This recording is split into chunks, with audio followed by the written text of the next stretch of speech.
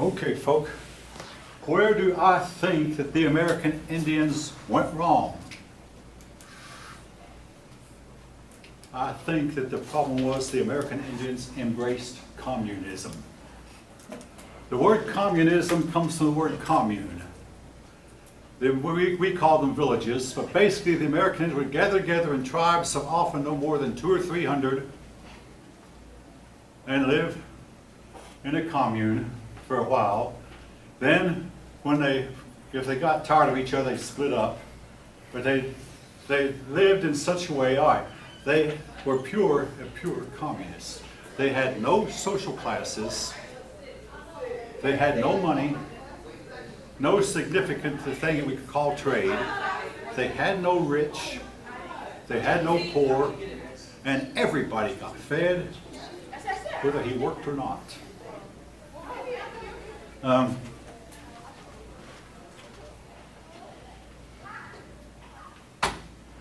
Isn't it a wonderful way to live, folk? You never had to worry about getting poor, never had to worry about paying your bills. There were no bills to pay.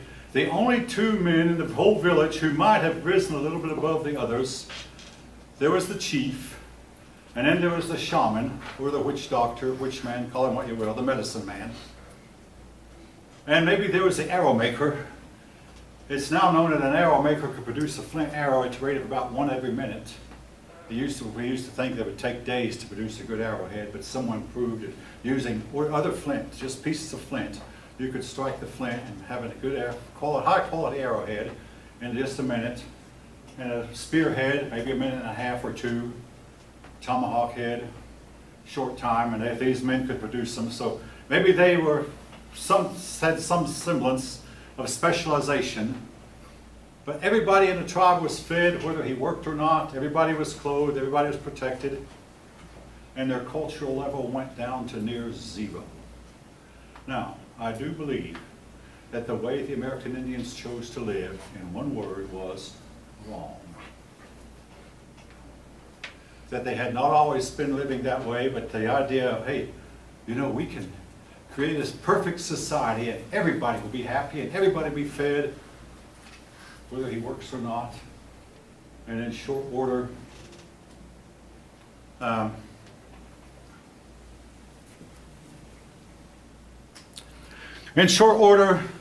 they went down to a primitive way of life and did not promote peace. Now, they didn't have a written history, but there was one European met an old Indian one time who probably was almost 100 years old. He said, when I was a child, I talked to the old folk. And the old folk would tell me that they had talked to the elders from time past.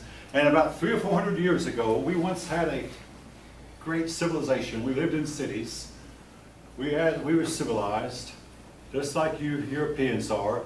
But we've abandoned our civilization for a primitive tribal way of living, thinking it would improve us. And instead there were wars, there were commotions, and we went downhill fast. Again, also, there are societies that we call tribes, modern historians will call them chieftains. Their living was based a lot on the forest.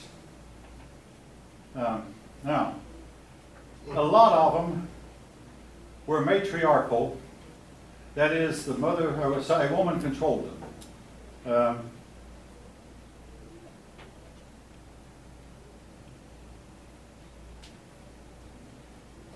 All right.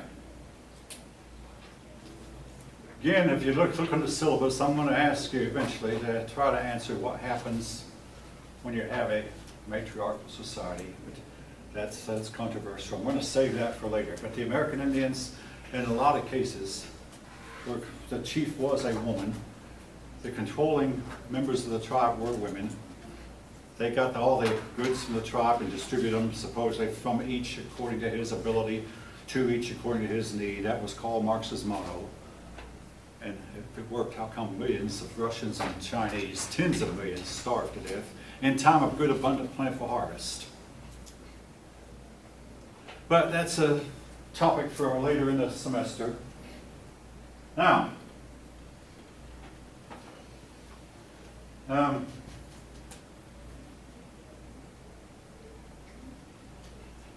the Indians in this part of the country we call Eastern Woodland, they tended to live in wigwams.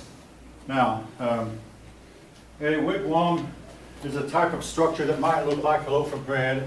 They would take wood, trees, and bend the trees over, and then cover these trees with bark, and several families would live in the same wigwam, as opposed to the Plains Indians who lived in teepees, teepees being shaped like a tent, V, inverted V, upside down V.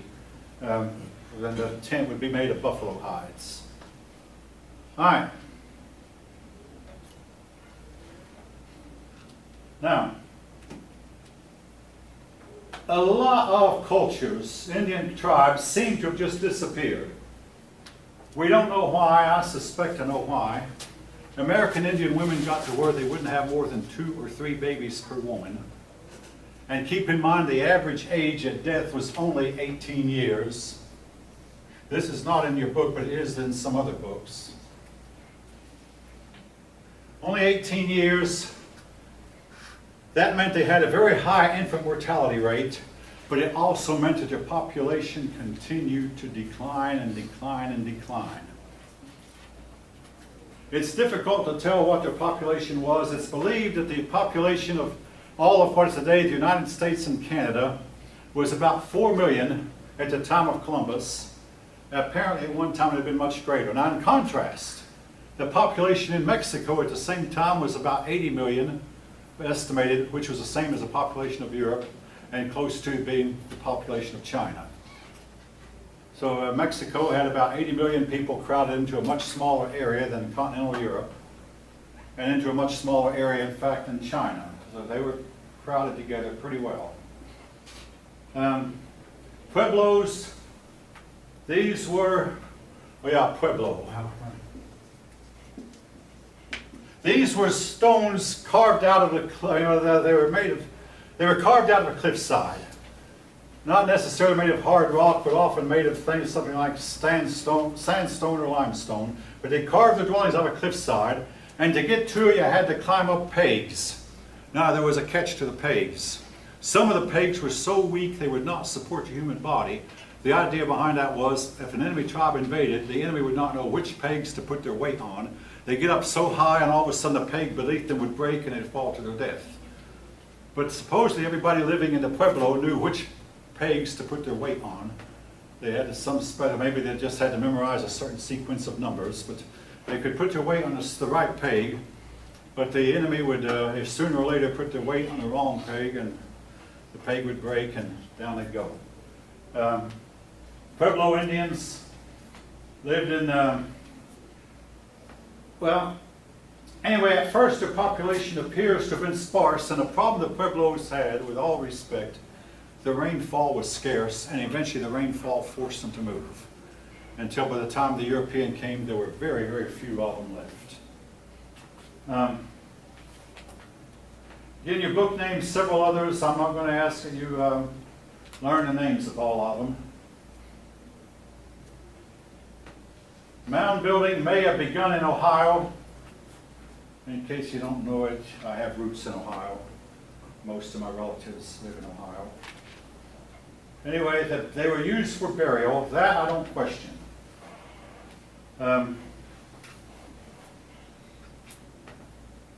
Probably it says only chiefs or warriors were buried in the mounds while everybody else was cremated. That might have been the case. All right. Then we come to 1492. Here's where it says the society was matriarchal. The Indians taught the rest of the world how to grow corn. Corn is making news these days because the Corn Belt, places like Iowa and Ohio and Indiana and Illinois, they had so much rainfall the farmers could not get the crops started off properly or get the crops planted. And the price of corn might go up. But anyway, that's a little bit off the subject. But the Indians taught the rest of the world how to grow corn. The first corn growers probably came from Guatemala, and then corn growing spread from Guatemala into North America. All right.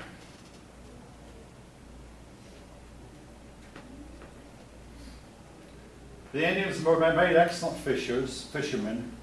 Now, I'm going to move from the North American Indians to, well, before I do, I want to mention the Indians lacked a lot of things that Europeans had. They're very important. Among them, writing, metallurgy, wheels, sailing ships, and domesticated animals such as cattle or horses. The only large domesticated animals the Indians had was the Inca living in Peru, had the llama, but the llama was a small animal, weak animal compared to the horse and the donkey. But they didn't have sheep, didn't have goats. No Indian tribe we know of ever had the wheel. In a way of plant life, and this is something I must mention, they did not have grains, wheat, oats, barley, rye.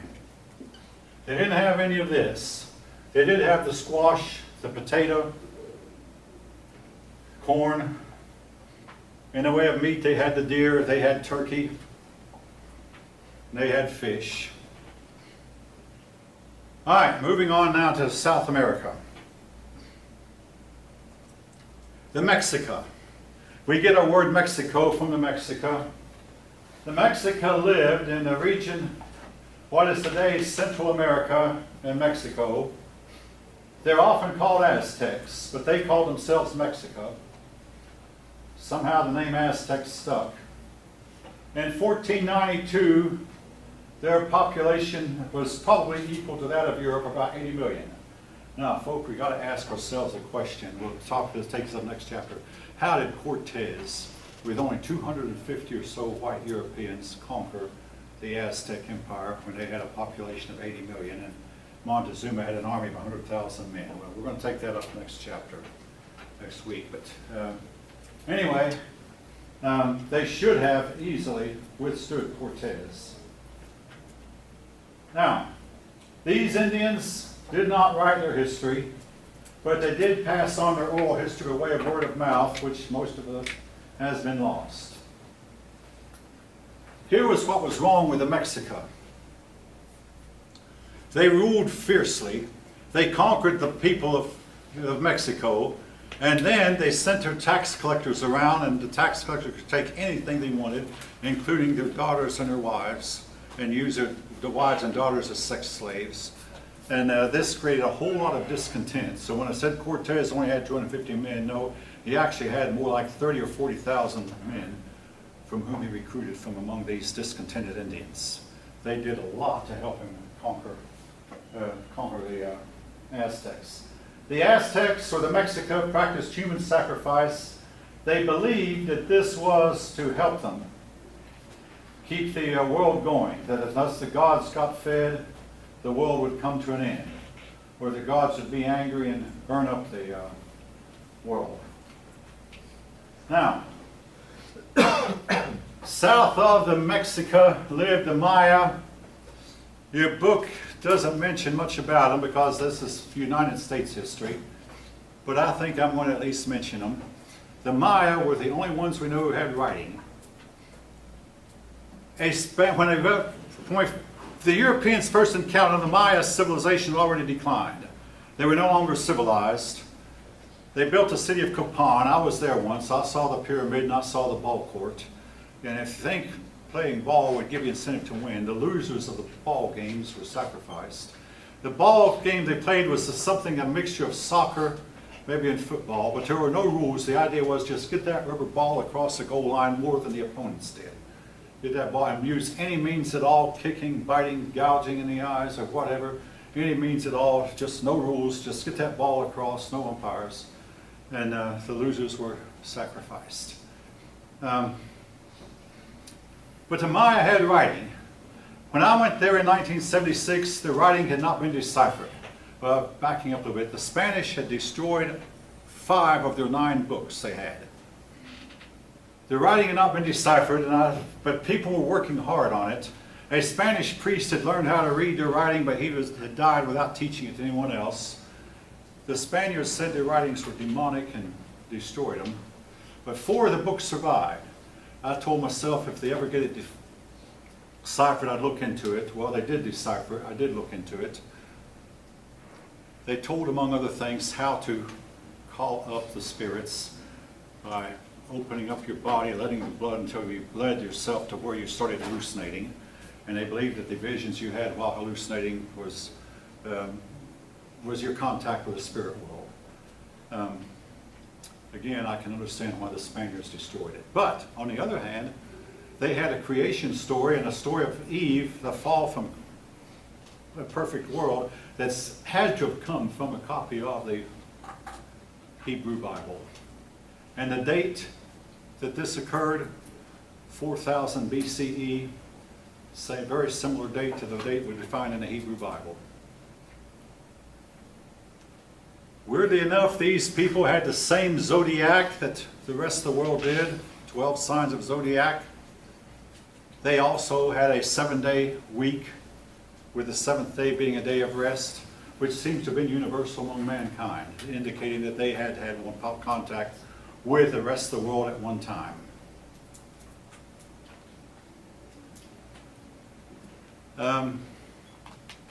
So much for the Maya for now. Moving on to the Incas. The Inca, like the Maya and the Aztecs, practiced human sacrifice. But the Inca also had a huge supply of gold. Gold enough to fill half a classroom as high as the Inca chief, who was a tall man, could reach. Where did this gold come from? To this day, nobody knows. I'm not even sure the Inca ever knew. This gold found its way into Europe, which leads to the charge that Europeans forged ahead because they stole from the peoples of the rest of the world. There's some truth in that, folk, but I'd like to ask them, from whom did Europeans steal the automobile? From whom did Europeans steal the airplane? From whom did Europeans steal penicillin? From whom did Europeans steal the computer? But there are persons who believe that without, well, the gold was essential for Europe because in the Roman times, European gold found its way into India and China and never found its way back. So Europe went for more than 1,000 years without much gold. Then we got all this gold, the Europeans got all this gold from the New World, and it revived Europe's economy greatly. Again, we could talk more about that, but Europeans started being able to exchange with money again. Anyway,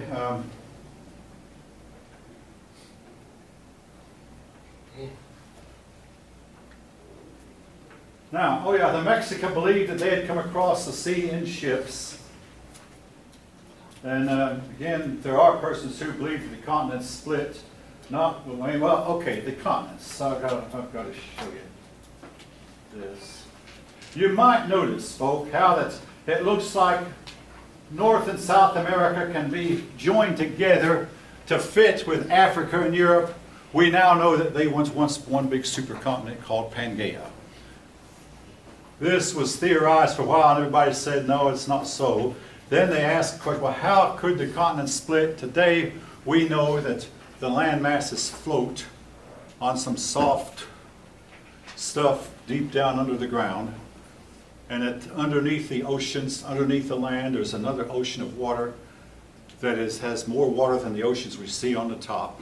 You might not believe this was just recently discovered. And that is why the land masses can float. But at one point the land masses split. India broke off from down here and hit the under part of Asia and pushed up the Himalayan mountains. But South America was not always joined to North America. It was once fit right here next to Africa. Then it not only moved westward, but it also moved a little bit northward, and part of it joined and touched North America. How many of you have heard this from other sources? The continents split up, and anyway, some people believe that it might have occurred in historic times, and the split caught the American Indians here, and for a long time the Atlantic Ocean then was uncrossable due to strong currents and volcanic action. So mankind became separated, and the separation was to last for millennia.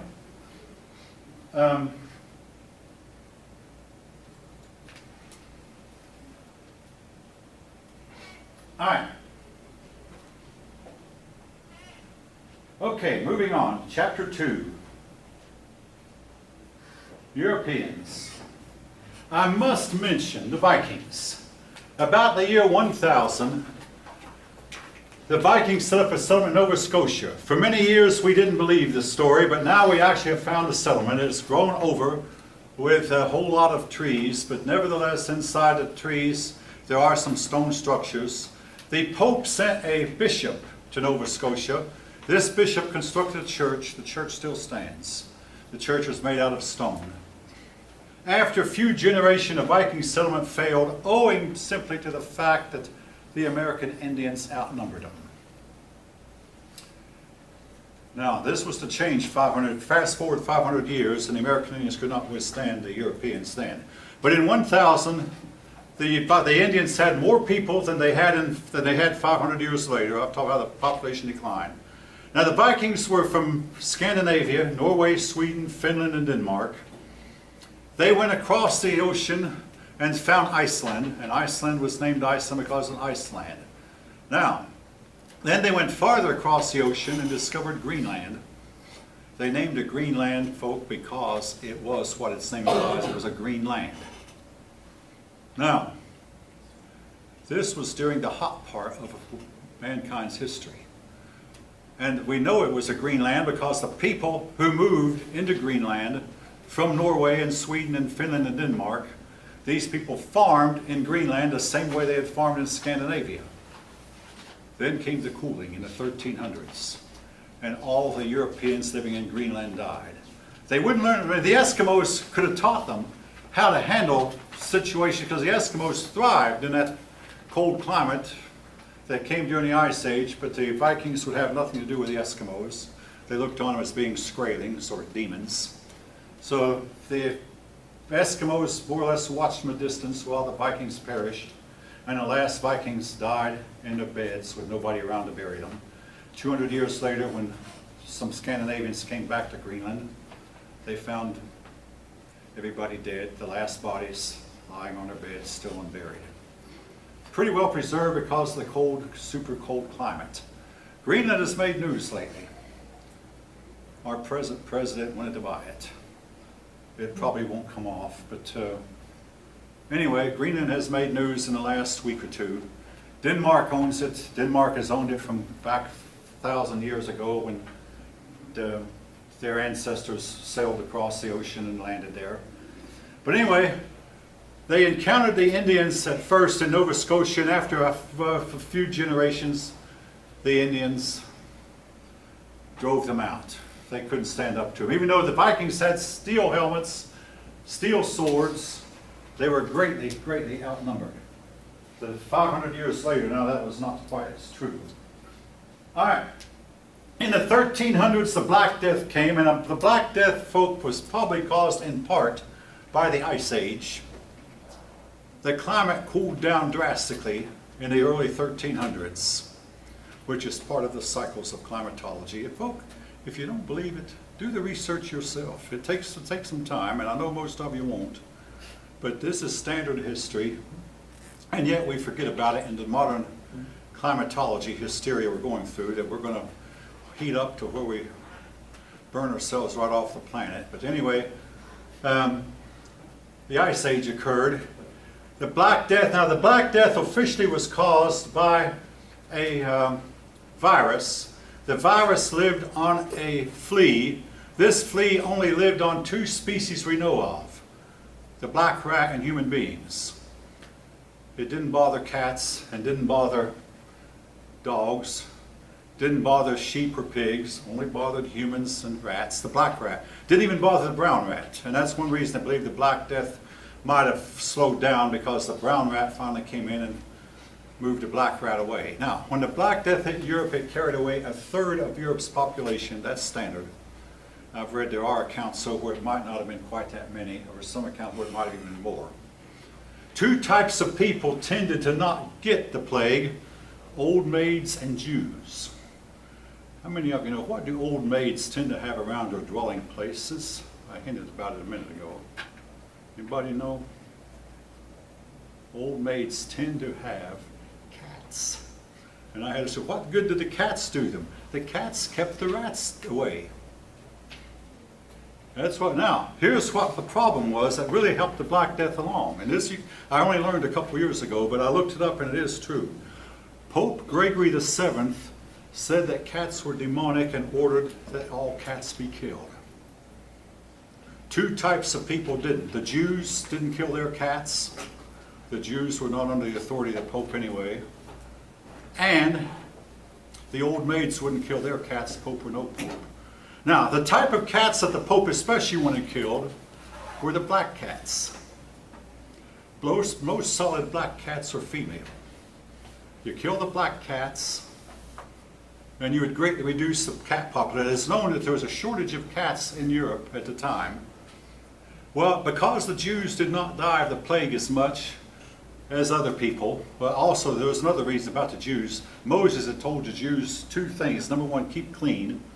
And number two, every year, clean out your barns and burn all your old wheat and chaff, burn all your last year's produce, and then have your barns spotless clean, and then put this year's harvest in it.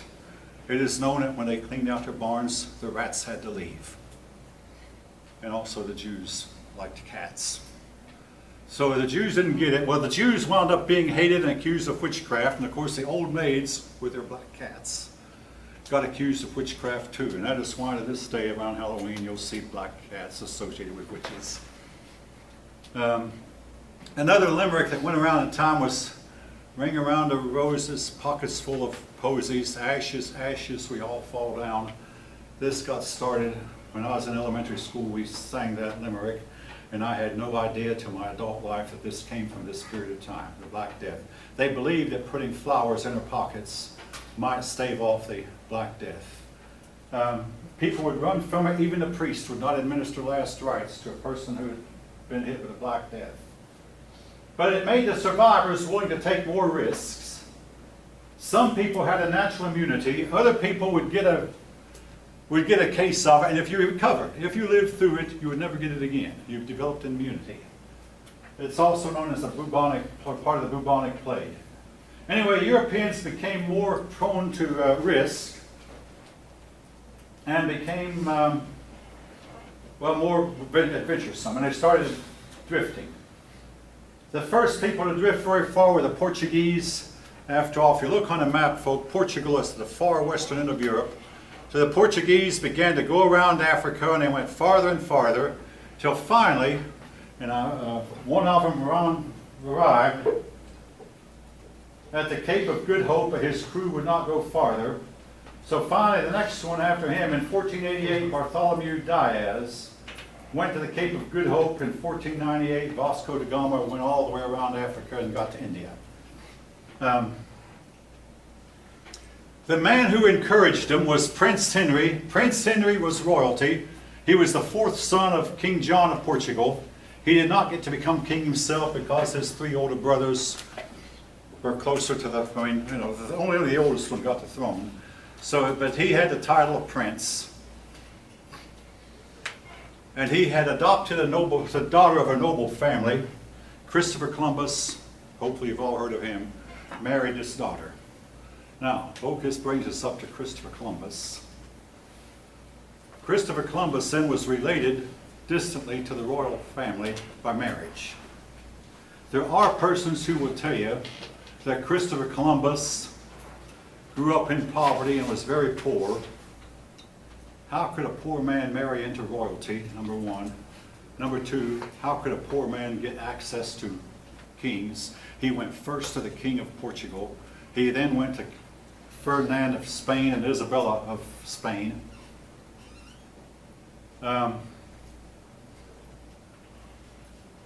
If I had more time, I could put you in the same state of confusion I'm in. I really don't believe that Christopher Columbus was a poor Genoese. I mean, he knew his way around kings. He knew his way around royalty. All right, folk, it's obviously time to end. It's raining outside. Everyone, have a good couple of days, and I hope to see you all on Wednesday.